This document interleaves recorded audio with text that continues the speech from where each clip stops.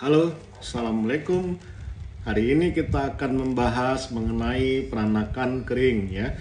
Banyak pertanyaan dan pembahasan seputar peranakan kering yang didapati pada media sosial ya. Apa sebenarnya peranakan kering itu? Ya, peranakan kering sebenarnya dalam dunia medis itu tidak ada ya. Mungkin sering diistilahkan oleh mereka-mereka yang non medis seperti tukang pijat ya. Kadang-kadang sehabis memijat seorang perempuan mengatakan wah ini peranakannya kering ya. Kemudian juga kadang-kadang istilah umum atau istilah awam pada orang-orang susah hamil dikatakan bahwa peranakannya kering ya. Bisa juga kadang-kadang awam itu menyebutkan peranakan kering pada orang yang tidak haid ya, atau juga pada perempuan-perempuan yang sedikit cairan V-nya dikatakan peranakan kering ya, atau juga kadang-kadang bisa disebutkan pada orang-orang yang akan menopause ya, yang sudah mulai tidak haid lagi ya. Jadi istilah peranakan kering itu sebenarnya memang cuman istilah awam, tidak ada istilah di bidang medis mengenai peranakan kering ya. Kalau tidak haid itu biasanya disebabkan oleh gangguan hormonal ya, bisa aja amenorrhea primer, bisa aja amenorrhea sekunder ya. Jadi disebabkan oleh gangguan hormonal. Apabila kita atur kembali hormonnya, maka haid akan terjadi kembali. Kemudian pada orang-orang yang susah hamil, yang sering dikatakan awam, oh peranakannya kering makanya tidak hamil, itu banyak sekali sebab yang membuat tidak hamil, seperti tidak bertelur, adanya kista, adanya sumbatan, atau bisa saja memang karena spermia suaminya itu yang memang tidak bagus ya.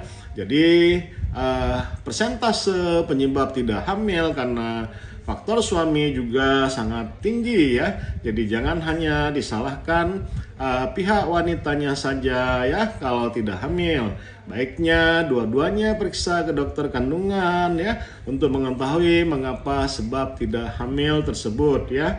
Kemudian pada yang cairan V-nya sedikit juga pada saat berhubungan itu biasanya ya disebut oleh para awam itu peranakannya juga kering ya karena terlalu sedikit cairan ya.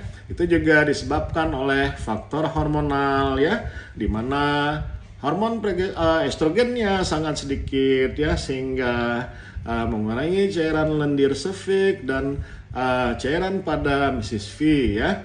Jadi satu lagi yang paling sering disebut peranakan sudah mulai kering itu pada orang premenopause ya, yang memang haidnya sudah mulai tidak teratur ya, kadang haid kadang tidak ya. Jadi istilah peranakan kering itu pada dunia medis sama sekali tidak ada ya. Memang biasanya dipakai pada orang-orang non medis, mungkin pada tukang pijat, pada tabib-tabib ya, atau pengobatan tradisional mungkin untuk menggampangkan pengertian pasien dikatakan bahwa peranakan kering ya. Jadi semuanya itu tergantung pada hormonal ya, tergantung pada hormonal si ibu, estrogen progesteronnya memang harus seimbang agar untuk mendapatkan cairan V yang baik ya.